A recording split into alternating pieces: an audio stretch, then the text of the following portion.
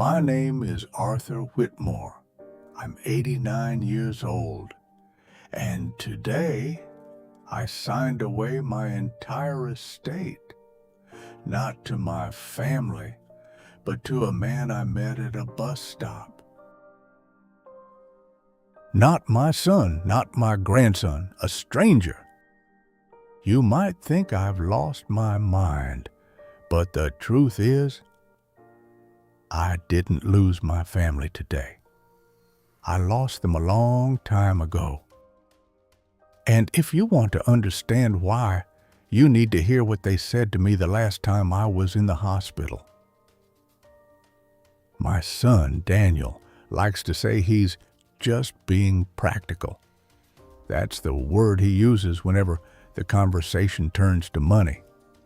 My daughter-in-law, Susan, she doesn't say much. She just listens, watches, keeps track of everything. And my grandson, Ethan, well, he stopped asking me questions about my life years ago. But he knows exactly how many properties I own. It didn't happen all at once. At first, it was small things. Daniel asking if I had organized my accounts. Susan suggesting I should simplify my assets. Ethan once joked right in front of me about who would get the lake house. They laughed. I didn't. Then the questions changed. Passwords, account access, where I kept my documents. Not, "How are you, Dad?" Not, "Do you need anything?" Just, "Have you set everything up yet?" I remember one night very clearly.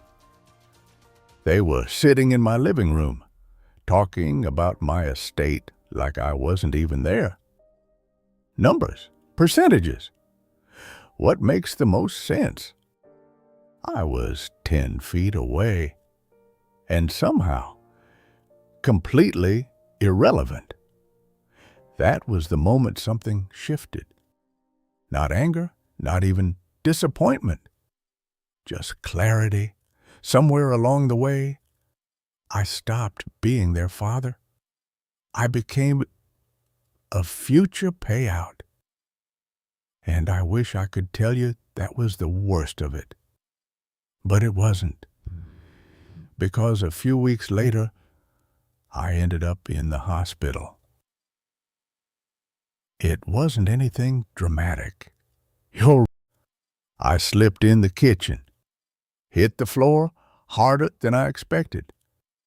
At 89, that's all it takes. They kept me overnight. Heart monitoring, blood work, a precaution, they said. I wasn't dying, but for the first time, it felt like my body was starting to negotiate with time. Daniel arrived first, then Susan. Ethan came later, still holding his phone, barely looking up. They stood around my bed. Not close, just around. Like visitors waiting for a meeting to start. Daniel cleared his throat. "Dad, have you updated your documents yet?" I thought I misheard him. So I just looked at him. He continued, "You know, your accounts, the trust, everything organized." Susan nodded. "We just want to make sure there won't be any complications." No one asked if I was in pain. No one asked how I felt. Not even once. Ethan finally spoke. "Yeah, it's better to handle this early." And that was it. That was the moment. They didn't ask if I was okay. They asked if my paperwork was ready. I remember staring at the ceiling, listening to the monitor beep beside me, and realizing I wasn't lying there as a father. I was lying there as a problem they needed to sort out. And when they left that night, I didn't feel scared. I didn't feel angry. I felt finished. A few days later, after they discharged me, I found myself sitting alone at a bus stop. It was late afternoon, the kind of quiet you only notice when you have nowhere else to be. I didn't need the bus. I just wasn't ready to go home, so I sat there, hands folded, back slightly aching, watching people pass like I didn't belong to any of it.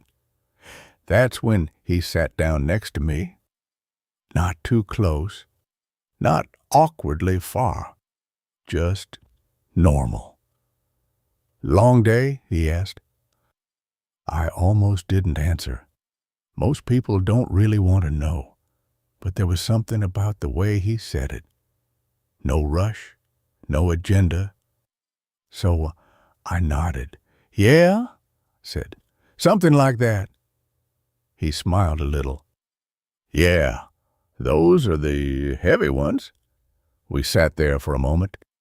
No phones, no pressure, no need to fill the silence. Then he noticed my wrist, the hospital band. "You all right?" he asked. Not casually, not out of politeness.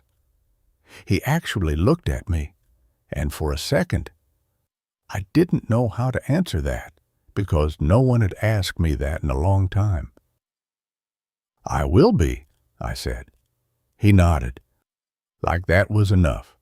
No follow-up questions, no advice, no pretending, just respect. We talked a little after that.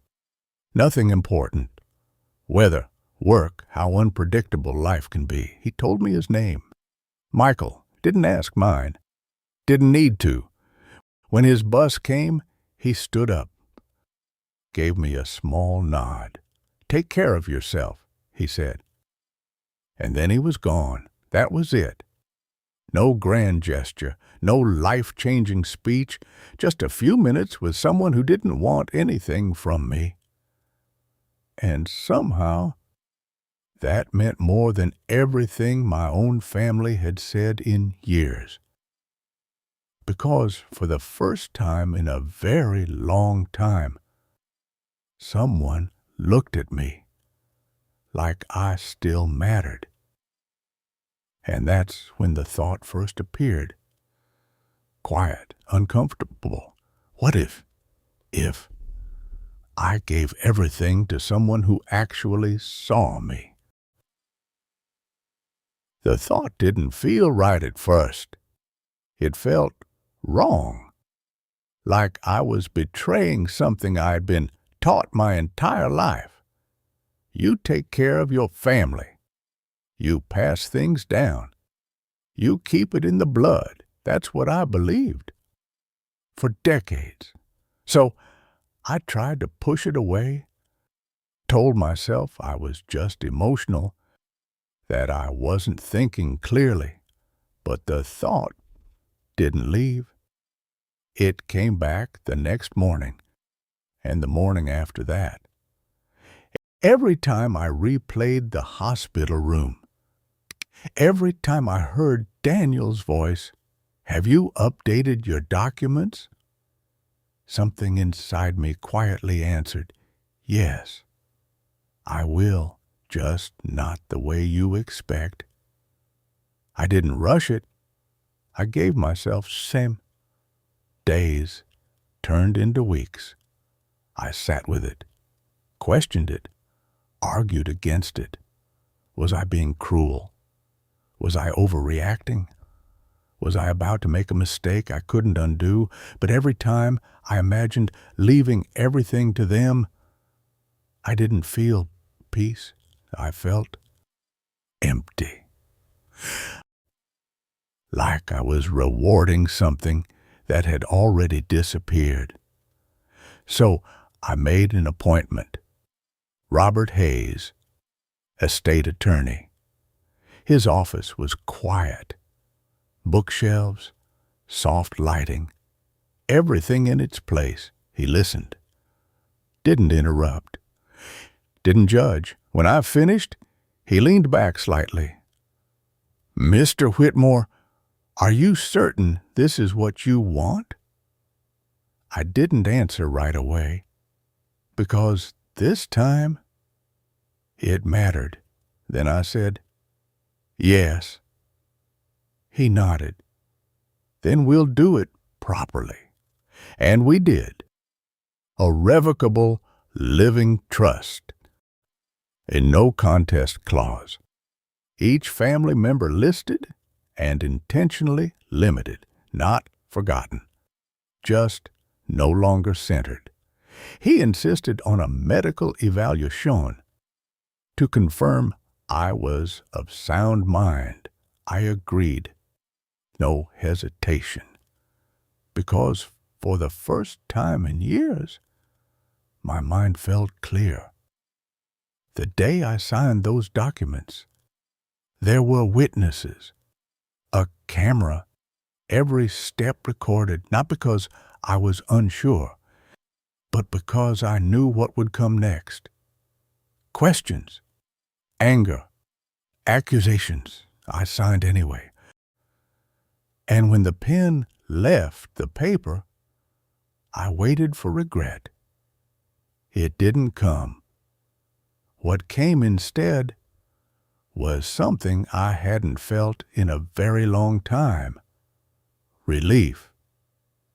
Not because I was taking something away from them, but because I was finally giving it to the right person. I didn't lose my family that day. I just stopped pretending I still had one. And it didn't take long for them to find out. They found out faster than I expected. Not because I told them, because people talk. Daniel called first. Didn't say hello. "Dad, what did you do?" Not "how are you?" Not "is it true?" Just "what did you do?" I told him the truth, calmly. I updated my estate plan. Silent.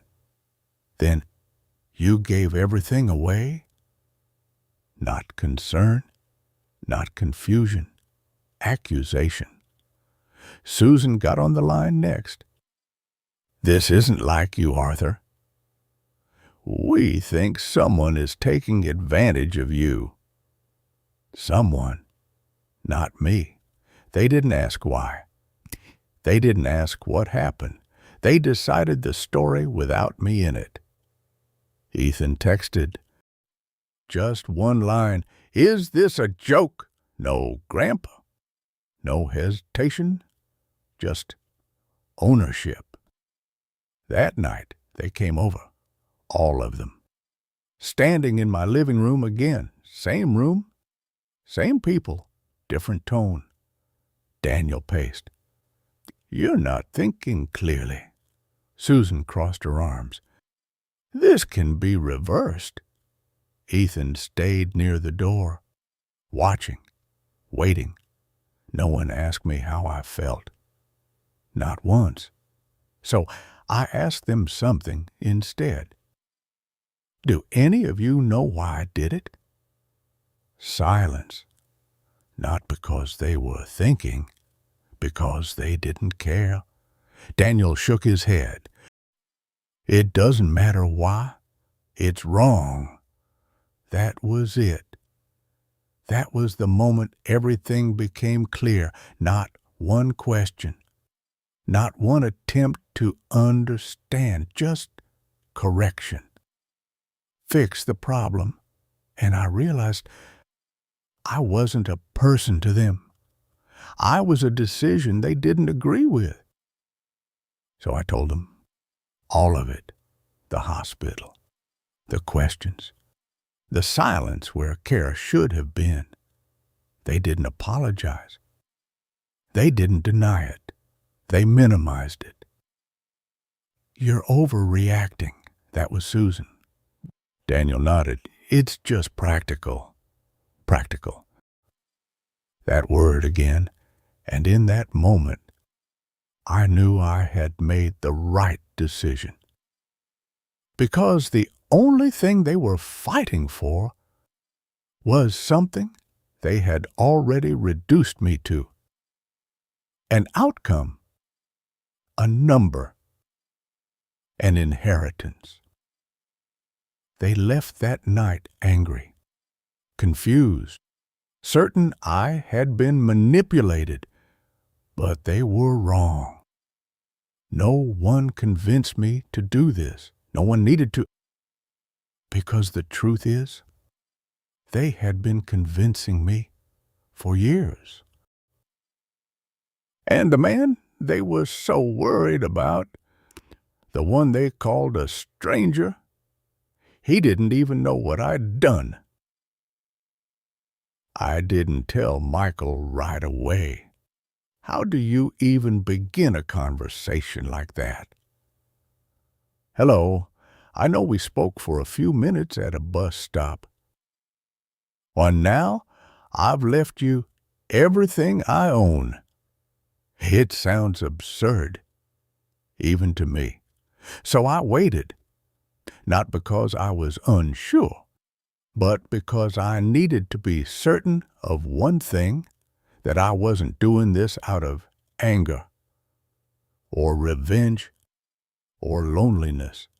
And when I looked closely, it wasn't any of those. It was clarity, a quiet understanding of something I had ignored for too long. That being related to someone does not mean they see you, does not mean they value you, and it certainly does not mean they deserve you. A few days later, I went back to that same bus stop. I didn't know if he'd be there. I didn't even know if I wanted him to be, but he was. Same bench, same quiet presence. He looked up, recognized me. "Hey," he said, "you're doing all right?" I smiled. For the first time in a while. "Yeah," we talked again. Nothing special. Nothing rehearsed. And at some point, I told him, not all at once, not dramatically, just enough for him to understand. He went quiet, shook his head, slowly. "You don't have to do that," he said. I didn't do anything. And that was exactly the point. He wasn't trying to earn anything, wasn't positioning himself, wasn't calculating. He was just a decent man who treated me like I mattered. And somehow, that had become rare. My family thought I had been manipulated, that someone had taken advantage of me. But the truth is, no one took anything from me. I gave it. Freely, clearly, finally. Because the only person who didn't want my money was the only one who deserved it. And if there's one thing I've learned after 89 years, it's this.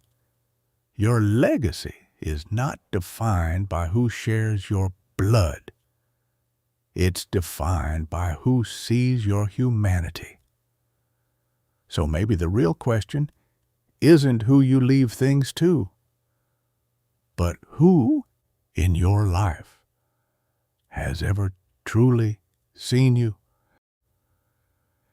And if someone comes to mind, maybe that's where your answer has been all along.